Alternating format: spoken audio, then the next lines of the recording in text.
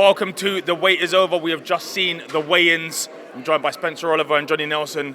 Guys, we've seen some intense weigh-ins. Let's talk about the history-making fight. The first time the British title will ever be contested for by two women, Kirstie Bavington, Lauren Price. Who wins and how? Listen, that's a great fight, to be fair. Kirstie Bavington is the girl with the experience. She's the former European champion, but how can you go against Lauren Price? You know, you look at how decorated she is as an amateur, winning everything. And, she's done nothing wrong as a pro either. And look, it is a great fight. Kirstie Bavington, with home advantage as well. She's going to bring the heat, Johnny. That is for sure. I think that it's a closer fight than people give it credit for, because Kirstie's got a patchy sort of record. But on her day, she's a tough girl to beat. And you've got to give it to the British Boxing Board of Control for now introducing the Lonsdale belt into the women's side of the sport, because I think it's about time now. Now, the belt is going to make all the difference. You know, if you're boxing for that belt, it brings out that something special in you, especially if you're doing it at home. So Lauren Price, you'd expect this is made for her. This is an opportunity. But can you imagine being Natasha Jonas, Savannah Marshall? You know, they've gone up there and done it thinking, I want that belt. Yeah. Because that's an amazing belt to fight for. But this fight, I think the Lonsdale belt makes you create something different when you're boxing for a Lonsdale belt for British title. Kirstie is always game, brave, tough. But Lauren is obviously the most decorated. I tell you one thing, Lauren, even though she's a street fighter, she can be talked into an argument. So if Kirstie stood in front of her and wanted to tear it up, Lauren, she'll be trying hardest to stick to game plan, but she'll have an argument. She'll have a proper rough on tough mid-ring, and that's where she's got to be careful, especially at this stage in career, not to be hustled into that kind of fight, someone else's kind of fight. She's got to fight her fight, because if she doesn't, she makes it far too even. Yeah, Bavington has that experience. She knows how to draw the opponents into a fight, you know, and if you look at Lauren Price and her career so far, she's had it pretty much all her own way. She won't have it her own way on tomorrow night. You know, it's going to be one of those fights where she will get drawn in. You know, she's got great foot movement, she's got great hand speed, but over that 10-round distance, at some point, she'll have to engage, and that's when the fight will become interesting. I think Lauren Price wins. I think she does enough, but I think that Kirstie Bavington, she puts in a great performance as well. So you're going Lauren Price points? Lauren Price points, yeah. I think it's going to be a great fight. It's going to be a tough fight. Johnny's right in what he says. The Lord Lonsdale belt is something special. Forget, like, you know, Commonwealth titles, European titles, even world titles. When you see British titles,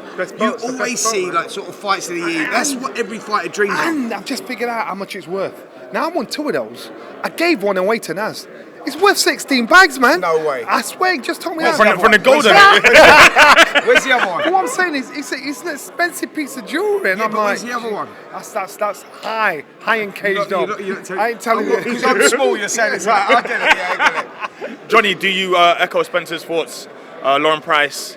I do. I think Lauren Price is an absolute talent. If you look at her life, her career, she's always been at the top of the tree in some kind of combat sport. In everything, yeah. In everything. So at this stage now, do you think at domestic level as a boxer she's going to struggle? No, I don't. I think there's so much talent and so much opportunity for her as a professional fighter. This is a given as far as I'm concerned. The surgeon is back. Ben Whittaker, he's been out for a while, since August. I think it makes it 9 months. Surgeon, I call him the DJ, Benzo. Ben Whittaker's a fighter. I know that I'm destined to be a world champion. Winding up his punches, slippery skills of Whittaker. What makes me so great is my work ethic. A lot of people see the skill, the flashiness, but I do that because I work so hard.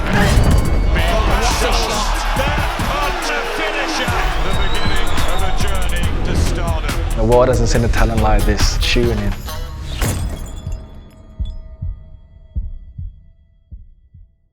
He's what boxing needs, isn't it? It's a bit of gold dust. Johnny was just talking about Naseem Hameed. Do you know what? There's so many similarities. He's obviously grown up watching Naz, but you know, stylistically, the way his shot selection, the way he throws his punches, but his character. Johnny, you could probably echo this. His character is just something quite special. You know, like he's got that arrogance about him, but that arrogance that you sort of gravitate towards. You know, there's that cocky arrogance that you gravitate. Excuse me, mate, I'm busy here. Anyway, just arrogance that you gravitate towards, and you know, we see superstars come along every so often. And this kid is going to be a superstar. It's not about if he wins a world title for me. It's about when he wins it and how many world titles. Well, hold on. Mr. Ben Shalom just rudely interrupted us. Let's talk about Ben Whittaker. You are his promoter, but he is a self-promoter. He is going to wind Jordan Grant up all the way until the fight. What do you see happening? As you say, he's a superstar in the making. It's exciting because there's not many, are there? And when you see Anthony Joshua and Tyson Fury, it's almost been a decade since they turned over, well, more than a decade, and pay-per-view stars on. You're looking around and you're thinking, where are the flag bearers coming forward? And I would put Adam Azim in that bracket. I'd definitely put Ben Whittaker in that bracket. I'll put Caroline Dubois in that bracket. But there's not that many. And to see one that's so obvious is exciting. There's only one Ben Whittaker, and you think about yesterday's press conference. The top of the bill, Joshua Buatsi, an unbelievable potential world champion. Who did we walk away talking about? We walked away talking about Ben Whittaker because, and if Joshua Buatsi had Ben Whittaker's mouth, his brain, his arrogance towards the press, Joshua Buatsi would be a ridiculously elevated star. Now, Ben Whittaker now is being spoken in the same breath as Joshua Buatsi because that's what we're talking about. Yeah. This guy's self-promotion is ridiculous. If he can back up the balls, he will be absolutely horrible because I love how he talks to the press with disdain, with disrespect. And you still want to talk to him because you hope he trips up. That's how you create a villain or a hero. Do you sense like a character like he's out of the Ingle gym? Because that's what he's like. He's one of those guys that that's why I like it's him. all about the mind games. Yeah, man, that's why I like him. Self-promotion is unbelievable. I like him straight away. Everything about him, he'll brag and boast, he'll self-promote, and it's like Christmas pantomime. You go to boo the villain and cheer the heroes, and he's I'll fall on my sword. I don't care. Puts himself under pressure. I mean, the pressure that is going to come with that kind of attitude is obviously huge, which means effectively you're not allowed to lose, and you're almost not even allowed to put on a bad performance. You know what? That's what champions feed off the pressure. Yeah. Superstars feed off the pressure. They want the pressure to bring out the best in them. And people must understand that, you know, like Johnny's talked about it many times before, you know, nervous energy, and people sort of make mistakes and like they think that being scared is not, you're not scared, it's just nervous energy, and you have to channel that nervous energy in the right direction. Ben Whittaker is a brilliant at that. He wants more pressure. The more pressure he's got, the better he'll perform. Yeah. We've talked very little about Jordan Grant, so let's just get to what we think the results will be. Spencer, I'll start with you. I've spoke to him in depth yesterday actually about this opportunity. He said, listen, forget when I boxed Aaron McKenna last time out. He said it was not, I only had a few days notice, it was not a great performance.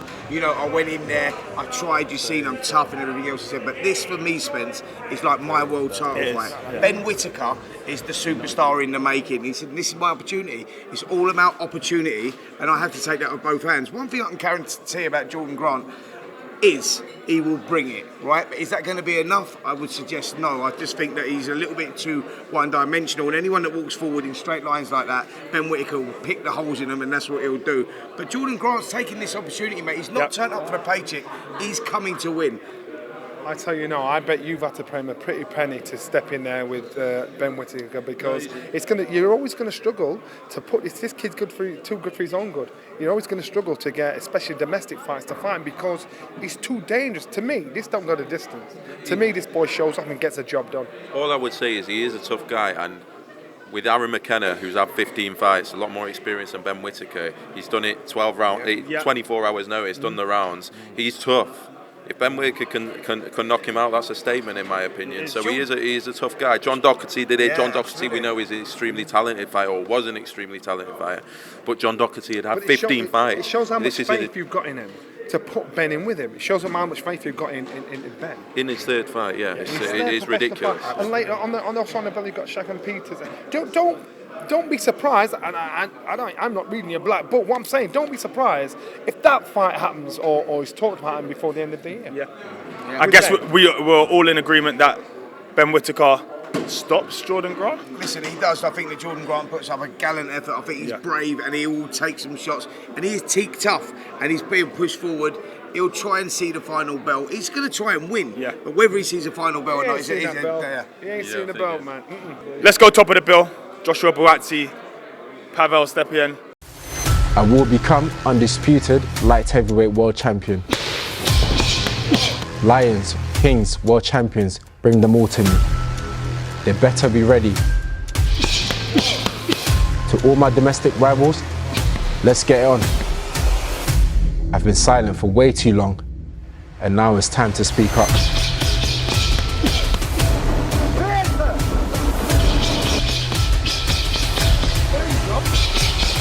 Next in line is Pawel Stepien. A little bit is unknown. I suppose he's stepping into the unknown, but he's a dangerous Polish fighter. He'll be tough, he'll be game. He's unbeaten. 12 stoppages, I believe. We've got two world-class fighters, and I personally think this should be a 12-round fight. I think it'd be 12 rounds of pure entertainment.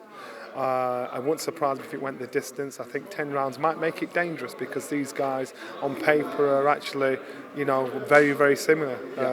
Stepian is first time he's boxing outside of Poland, but I think Joshua Buatsi, if he is the heir apparent, if he's the guy that we all got stupid and giddy about being the newcomer of Evander Holyfield, consistency was affected his career. Now, they've got to. Ben and his team have got to get this out. After Saturday night, we'll say, right, he's out 2 months' time. Right, he's out again. Right, he's out again. Because that's what he needs. Because at this stage in his career, Ben, Joshua should have been boxing. Should have been or boxed for world title. For me, though, just on what Johnny was saying, right? Listen, you saying about Ben Whittaker and if Joshua Buatsi only had the personality. The problem with Buatsi is only because of activity and not being promoted properly. He's a villain. He's vicious. Sorry, he's ridiculous. He loves to fight, and every time you guaranteed entertainment. I just feel like it's activity. Dan Aziz has fought 4 times since Joshua Buatsi last fought. He's probably sat there thinking, what the hell is going on?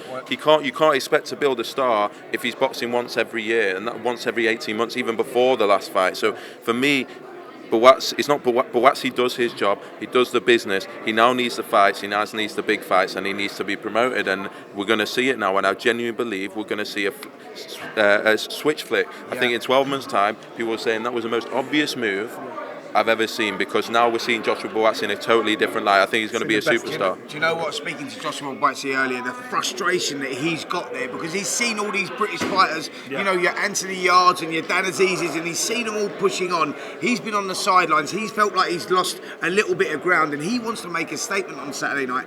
I'll be surprised if we hear the final bell for Stepian, who's a good fighter, IBF number 4, tough kid, comes forward, comes to win because he has that winning mentality.